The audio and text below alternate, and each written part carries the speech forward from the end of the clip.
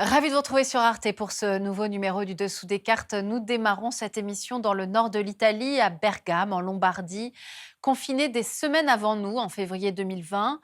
Or, c'est ainsi que nous voulons vous raconter l'Italie aujourd'hui. Voici le dessous des cartes d'un pays laboratoire européen, un pays à l'avant-garde, pour le meilleur comme pour le pire, qui vit souvent avant nous, avec un temps d'avance, ce que nous allons connaître plus tard. C'est vrai de la Covid-19, mais dans l'histoire, vous allez voir, on trouve bien d'autres illustrations de ce phénomène. Du populisme comme modèle politique aux problématiques migratoires, l'Italie est bien souvent aux avant-postes. Tout de suite donc, direction Bergame.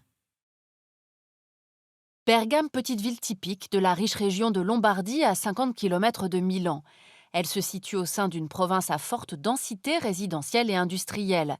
Son aéroport, hub italien de Ryanair, est le troisième du pays avec 17 millions de passagers annuels et des liaisons nombreuses jusqu'en Chine, du moins avant la pandémie de la Covid-19. Fin février 2020 donc, les premiers cas sont cités à Alzano Lombardo.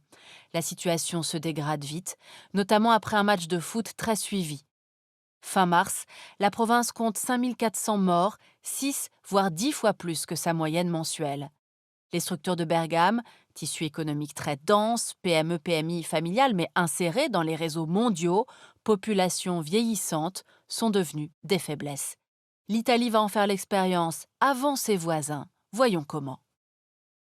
La botte italienne s'étire sur 1300 km des Alpes au nord à la Sicile au sud. Le pays compte 60 millions d'habitants, répartis sur un peu plus de 300 000 km². L'Italie est densément peuplée, 200 habitants au kilomètre carré, le double de la France. C'est aussi un pays très urbain, les villes étant au cœur de l'identité italienne. On y trouve deux capitales, Rome pour les aspects politiques et religieux avec le Vatican, et Milan pour l'économie. Plus trois ex-capitales de royaume, Naples, Turin, Palerme et de nombreuses cités marchandes médiévales comme Venise, Gênes, Pise, Florence, Amalfi. Enfin, 160 villes moyennes très actives, de 30 à 200 000 habitants. Élément crucial, c'est aussi un État décentralisé avec 20 régions, dont 5 régions autonomes et 80 provinces, résonance avec l'unité tardive du pays achevée en 1870, du rejet du centralisme de l'Italie fasciste et du contraste traditionnel entre le nord et le sud. Les géographes ont longtemps opposé le riche nord au sud en retard de développement, le Mezzogiorno. Depuis les années 1980, ils font ressortir une troisième Italie, dynamique, au centre. Or, on va le voir, la pandémie a inégalement frappé ces trois Italies. Le nord représente 46% de la population, mais 55% du PIB. Fin août 2020, c'est pourtant la puissante Lombardie qui est frappée. Car malgré ses hôpitaux de première classe, elle paye le fait d'être parfaitement intégrée dans l'Union européenne et la mondialisation, avec une population âgée, et elle va compter pour toutes ces raisons le plus de victimes du virus, près de la moitié des 35 500 morts italiens. Un choc pour cette région, moteur du premier miracle économique des années 55-65, autour du triangle reliant le port de Gênes et sa sidérurgie, la place financière de Milan, riche de sa bourse et de la moitié des grands groupes privés, et enfin Turin, siège de Fiat. Les autres régions les plus affectées par la pandémie, Émilie-Romagne, Piémont, Vénétie, sont également au nord. La pandémie a en revanche peu touché le sud, où vit plus du tiers de la population. Un soulagement, tant les problèmes y sont déjà nombreux. Durement frappé par les crises de 2008 et 2011, le Sud produit moins du quart du PIB italien et 10% de ses exportations, compte tout juste 18% des emplois industriels, mais concentre près de 3 quarts des pauvres et 6 chômeurs sur 10. Le PIB par habitant de la Campanie atteint à peine la moitié de celui de la Lombardie. Alors, pourquoi le Sud a-t-il été épargné ? Eh bien parce que la pandémie semble avoir été bloquée avec succès au niveau de celle qu'on appelle la troisième Italie, c'est-à-dire l'Italie du centre. Avec ses petites villes et entreprises à haute valeur ajoutée, cette Italie représente environ 20% du PIB et de la population. L'Italie a donc connu avant ses voisins et la France en particulier la crise de la Covid-19. Ce n'est pas le seul domaine où l'Italie fait figure de laboratoire ou de précurseur. C'est aussi le cas en ce qui concerne le populisme comme modèle politique qui va de pair avec l'euroscepticisme. Pour bien le comprendre, faisons un peu d'histoire. Après la défaite du fascisme en 1945 et le début de la guerre froide, l'Italie fait le choix de l'atlantisme et rejoint l'OTAN en 1949. Elle se construit en étant très pro-européenne, politiquement et économiquement. Le démocrate chrétien De Gasperi sera l'un des pères fondateurs de l'Europe, au même titre que le français Schuman et l'allemand Adenauer. Même le Parti communiste, exclu du gouvernement en 1947 mais puissant régionalement, deviendra eurocommuniste. Dès 1965, 70% des exportations du pays se font vers la CEE. L'Italie, et notamment le Mezzogiorno, reste depuis les années 80 grand bénéficiaire des aides régionales européennes. Au début des années 90, le bipartisme démocratie chrétienne-Parti communiste va exploser après les enquêtes anticorruption main propre. Silvio Berlusconi, entrepreneur et publicitaire, impose alors avec son parti Forza Italia un modèle politique qui fera des émules chez les voisins, marketing, ultra-médiatisation, il possède la moitié de l'audiovisuel italien, ultra-personnalisation. Mais il sera bientôt dépassé par un autre modèle populiste, celui de la Ligue du Nord. Régionaliste, elle rêve d'une Padanie indépendante, opposée au Sud et à Rome, la grande voleuse. En 2017, son nouveau leader, Matteo Salvini, la transforme en Ligue nationale, europhobe et xénophobe, un modèle qui va ensuite inspirer les extrêmes droites européennes. Autre mouvement dit populiste, les 5 étoiles, fondé en 2009 par le comique Beppe Grillo.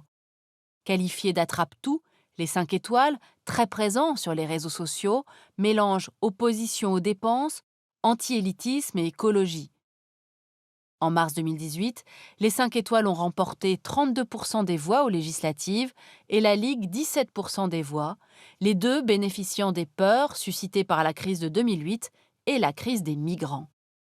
La question migratoire, précisément, autre problématique qui rentre par l'Italie avant de diffuser chez les voisins. Voici l'île de Lampedusa, à 130 km des côtes tunisiennes. Depuis 2015, c'est l'un des 5 hotspots européens d'accueil de migrants en Italie. Au bout des routes migratoires balkaniques et méditerranéennes, l'Italie est depuis le début aux premières loges de cette crise qui va secouer le continent, voyant arriver entre 2014 et 2016 jusqu'à 170 000 migrants par an. Mais depuis, ces frontières se sont refermées et l'opération Thémis de l'agence européenne Frontex maintient à distance les migrants de Libye et de Turquie. Le pays compte 5 millions d'étrangers, 8,5% de la population, dont de nombreux Roumains, Albanais, Marocains et Chinois. Après des années de croissance, leur nombre reste pourtant assez stable, l'Italie étant avant tout une étape vers les pays du nord de l'Europe. De fait, la péninsule peine à accepter son passage de pays d'émigration à pays d'immigration. Elle manque pourtant de main-d'œuvre, d'où la régularisation régulière de milliers de travailleurs agricoles ou d'employés domestiques. L'Italie doit en effet compenser l'effondrement de sa natalité depuis la fin des années 70. Tombée à 1,18 enfants par femme en 1995, malgré la forte présence culturelle du catholicisme, le taux de fécondité n'est que légèrement remonté depuis. Il reste depuis 20 ans le plus bas de l'Union européenne, surtout dans le Sud. Plus d'un Italien sur 5 a plus de 65 ans, ce qui pèse sur les dépenses de protection sociale et serait une des causes de surmortalité liée au coronavirus. Toutes ces failles n'empêchent pas l'Italie de garder bien sûr de nombreux atouts, notamment sur le plan militaire. Ses bases restent importantes pour l'OTAN et son armée bien équipée est notamment intervenue dans la guerre du Golfe, dans les Balkans, en Afghanistan, en Irak, en Somalie et en Libye. S'y ajoutent des initiatives plus personnelles en direction de la Russie et de la Chine, avec laquelle l'Italie expérimente, là encore, des relations singulières. En 2019, Rome a surpris le monde en devenant le premier membre du G7 à rejoindre les routes de la soie chinoises. C'est le troisième pays européen en termes d'investissement chinois, derrière le Royaume-Uni et l'Allemagne. En tout, plus de 25 milliards de dollars en 20 ans, surtout dans l'énergie, les transports, les technologies et la finance. Pékin s'intéresse aussi aux ports de Trieste et de Gênes. Et comme tous les États européens, Rome s'inquiète que la Chine ne rachète nombre d'entreprises fragilisées par la crise post-Covid. Terminons enfin avec les exceptionnelles richesses paysagères, historiques et patrimoniales de l'Italie, qui font de ce pays un symbole de la culture européenne. De ce fait, l'Italie attire 92 millions de touristes par an, d'après les données de 2019, mais cette manne, qui représentait 13% de son PIB, s'est elle aussi effondrée avec la crise du coronavirus. Voilà, Covid-19, modèle politique, questions migratoires. L'Italie est bien ce laboratoire européen à l'avant-garde du continent, pour le meilleur et pour le pire. Pour reprendre l'expression de l'historien spécialiste de l'Italie, Marc Lazare, ce pays fait souvent office de sismographe, c'est-à-dire qu'il enregistre les premières secousses telluriques qui vont ensuite secouer le continent, de quoi nous inciter à rester toujours attentifs et vigilants à ce qui se produit de l'autre côté des Alpes. Leurs travaux nous ont inspiré cette émission. Aurélien Delpirou, Stéphane Mourlane et l'historien Marc Lazare. Ils signent ensemble cet atlas de l'Italie contemporaine aux éditions Autrement. Et puis le numéro 57 de l'excellente revue Carto, Étonnante Italie, à ne pas manquer. Ainsi s'achève ce nouveau numéro du Dessous des cartes. Rendez-vous bien sûr la semaine prochaine, même endroit, même heure. Et d'ici là, n'oubliez pas notre site internet arte.tv. À bientôt.